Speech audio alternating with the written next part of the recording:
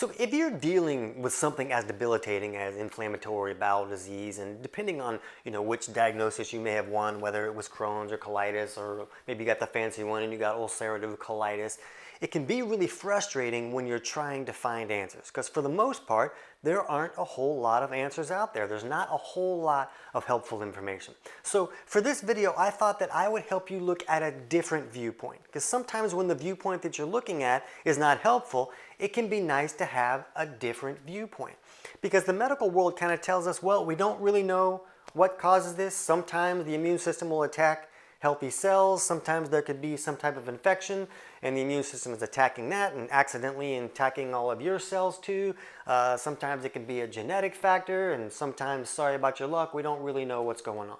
And you may even be asking your doctor the right questions. He may explain to you, well, this is about inflammation in your colon or your large intestine, and depending on where that inflammation is or the extent of that inflammation can dictate which diagnosis that you win. And you could say, well, why? Why am I dealing with this inflammation? Well, itis means inflammation, and this is about inflammation in the colon. So it's right there in the name, inflammation, right there in the name. Well, why do I have the inflammation? Well, it's in the name. I need to see my next patient. So you might not be getting a whole lot of answers. So for the sake of this video, let's just say that you're a human. And let's just say that your human body would react in a manner that was appropriate for specific circumstances.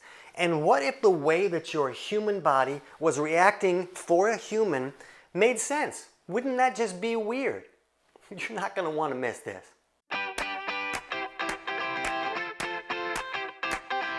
TC Hill is not a doctor and does not claim to be a doctor or licensed in any type of medical field. Don't be an idiot and use anything heard on the show as medical advice. This information should be used for educational purposes only, and you should contact your doctor for any medical advice. Now get off me. So when we look at the symptoms that show up with any form of IBD, we see things like diarrhea, blood in stool or inflammation, abdominal pain, malnutrition. You really hear about some people like, wow, I lost like 60 pounds and I look like a POW a little bit because I've lost all of my muscle tone, and the people are kind of really wasting away, and it can be a really debilitating situation. We might see things like skin issues, like the very famous erythema nodosum, the red bumps that come with Crohn's that you hear people talk about with Crohn's and colitis. You see fatigue, pale colored stools, and gallstones. And these are things that you see very frequently when people are dealing with these type of diagnosis things. So let's just say, for example, that we took some battery acid and we put that on our arm. Now, over time, that could really create some inflammation. They say, probably in a few hours or maybe the next day, it could be red, it could be scaly, it could be irritated, but the battery acid is probably not going to melt your arm off.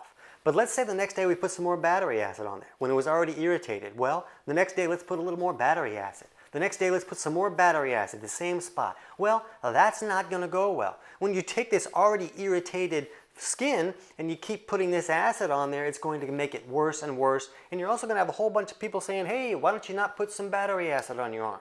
Maybe you tone down the bucket of dumb that you got going on, because that's going to create some trouble. So when we're looking at these issues, we need to understand how digestion works. So when we eat food, our stomach makes hydrochloric acid or stomach acid. And this stomach acid is really acidic. It's almost as acidic as battery acid. And it goes in there into the stomach to help us break that food down. The food has to be acidified, especially protein, so that it can be broken down and we can use the nutrients in that food.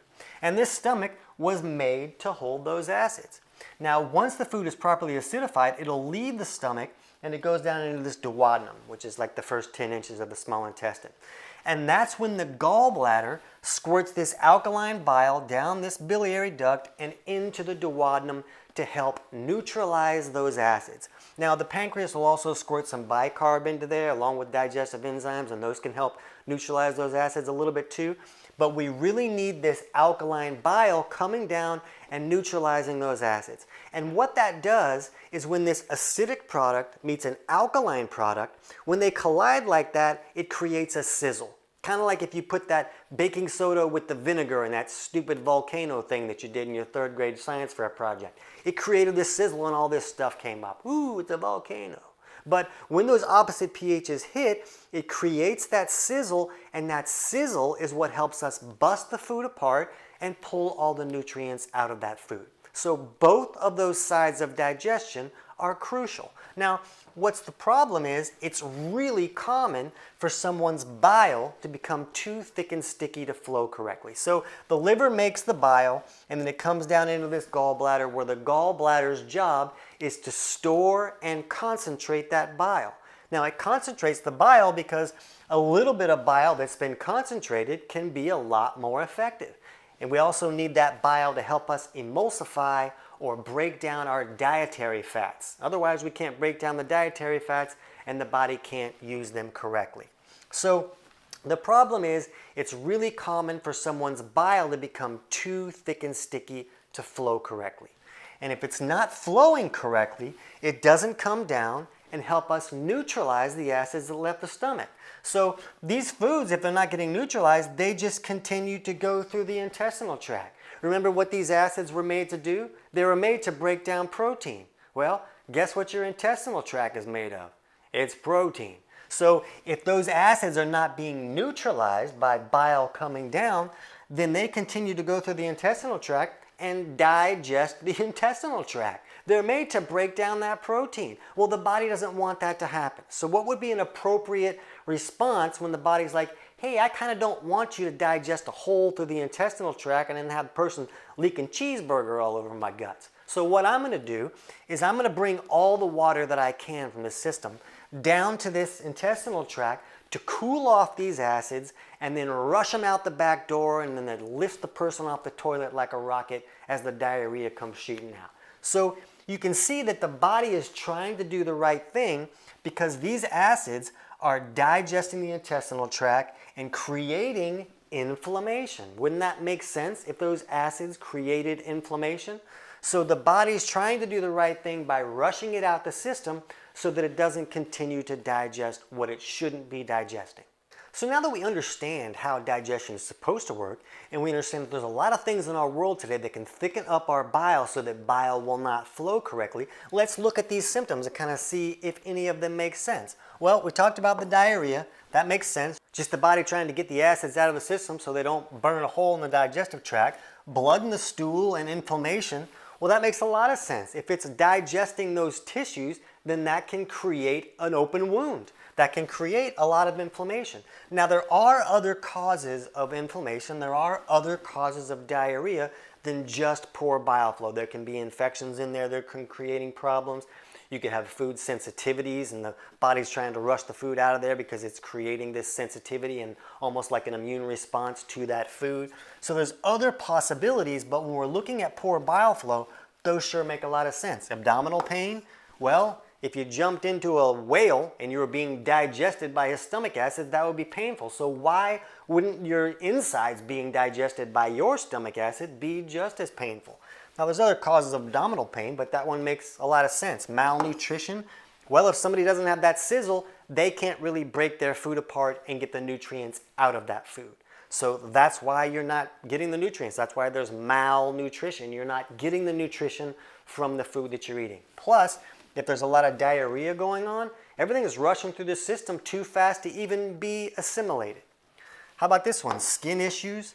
Well, when you can't emulsify dietary fats, those dietary fats become rancid and toxic to the body.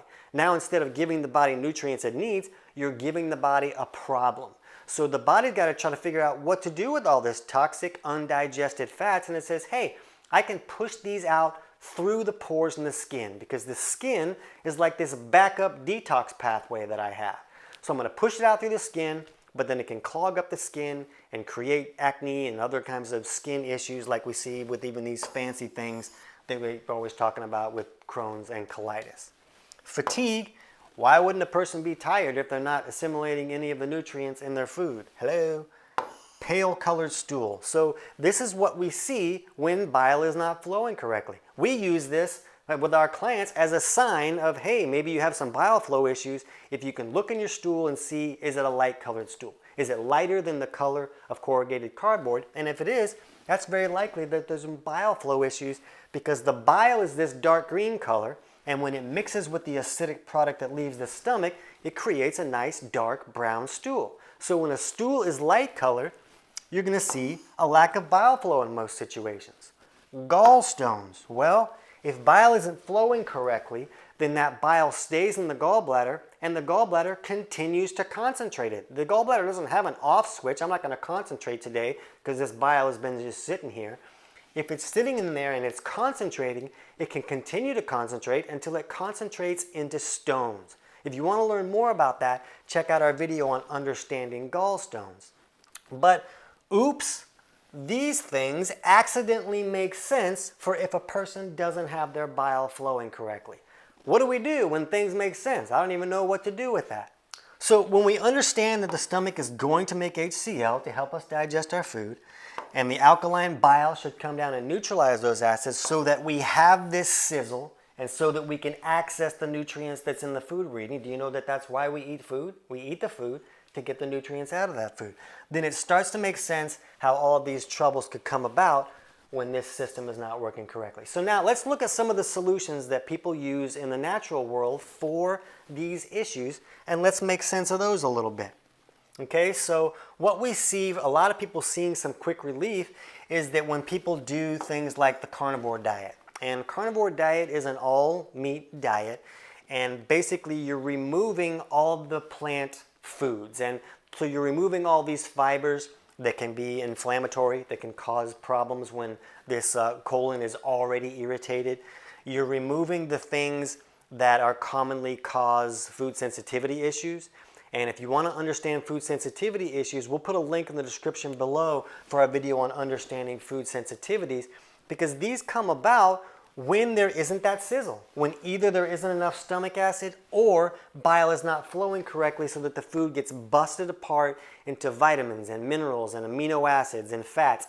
That's what the body uses. The body can't use a peanut butter sandwich. So if it's not being broken down into those elemental nutrients, the food still has an identity and can create some problems. So when we go on a carnivore diet, we remove all those things that are commonly creating food sensitivity issues, and the person can see a whole lot of relief. The problem is, in order to use a carnivore diet, you really need to be making enough stomach acid so you can break down all that protein.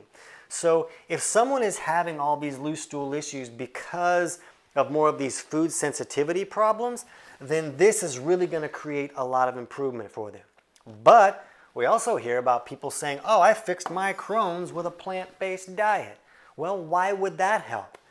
Well, if the problem is that they're creating all this stomach acid and it's not being neutralized and that's creating all the inflammation, then when they remove all those animal-based proteins, now the stomach doesn't need to make hydrochloric acid to break down broccoli. Hydrochloric acid is really used to break down protein. So the person starts making a lot less hydrochloric acid, and then it doesn't create as much inflammation. So you can see they haven't really fixed the problem. They just found a tool that reduced the body's ability to do its normal job. They reduced the body's need to call on that stomach acid. We also see a lot of results from elimination diets where people are removing things like grains and dairy and legumes and alcohol and smoking. Hello, those are pretty inflammatory things. So people see some relief when they remove all those things, because those are the things that most commonly cause food sensitivity issues when someone has digestive malfunctions. So when they can remove those things, they can really see some relief almost immediately, even if they don't fix the actual underlying causes. So this starts to make sense why people are seeing improvement. But what we like to see people do, we like to see them fix the actual problem, if that's a possibility. So the priority seems to be to improve bile flow.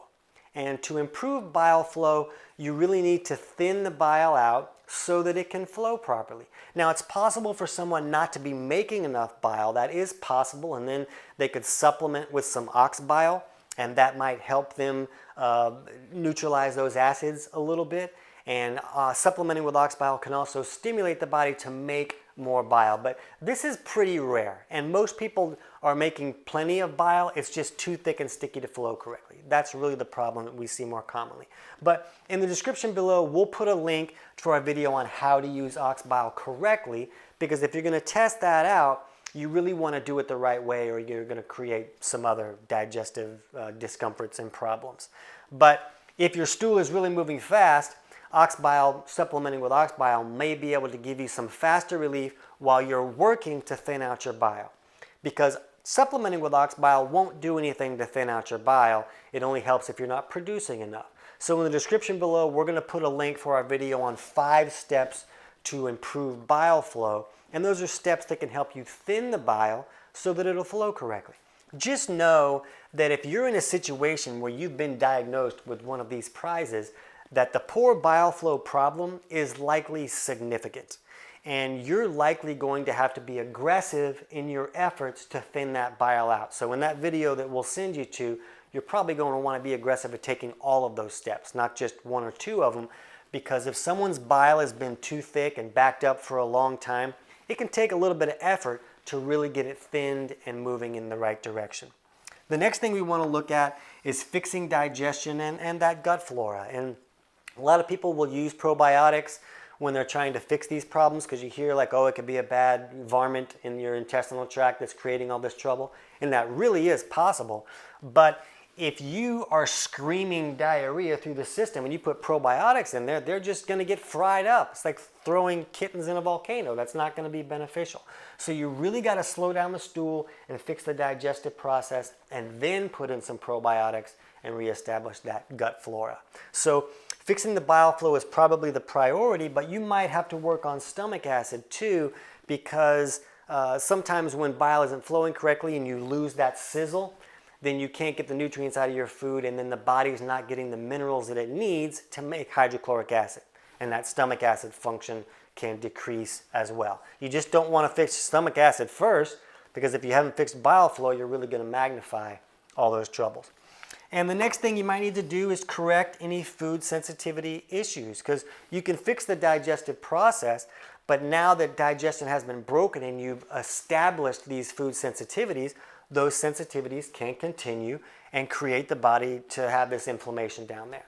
So we'll put a link to our video below for how to fix food sensitivities, but just understand that you really have to fix the digestive process before those attempts are going to bring any kind of good results. Now, just keep in mind that just fixing bile flow is not going to be enough to fix everybody's problems with these things, but it usually is the first step. But you can see that there are a variety of issues that can create this inflammation, and it's really up to you to do the work to go through and figure out what those issues are for you. So my book, Kick Your Fat in the Nuts, chapters 3 and 4, walk you through figuring out which aspects of digestion are not working correctly and steps you could take to improve those if they are.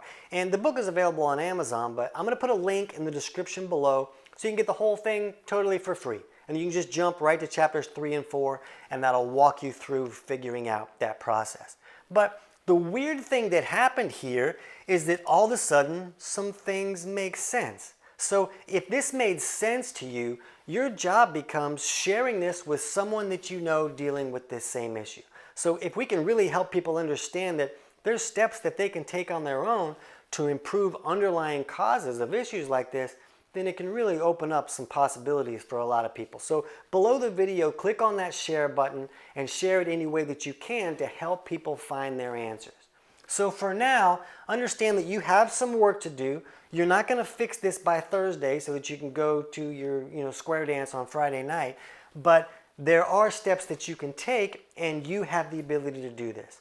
So what I want you to do now is jump over to our video on 5 steps to improve bile flow, because that's probably really where you want to start, is get that bile moving so that we can cool off these stomach acids coming from the stomach. I can't wait to hear about your results.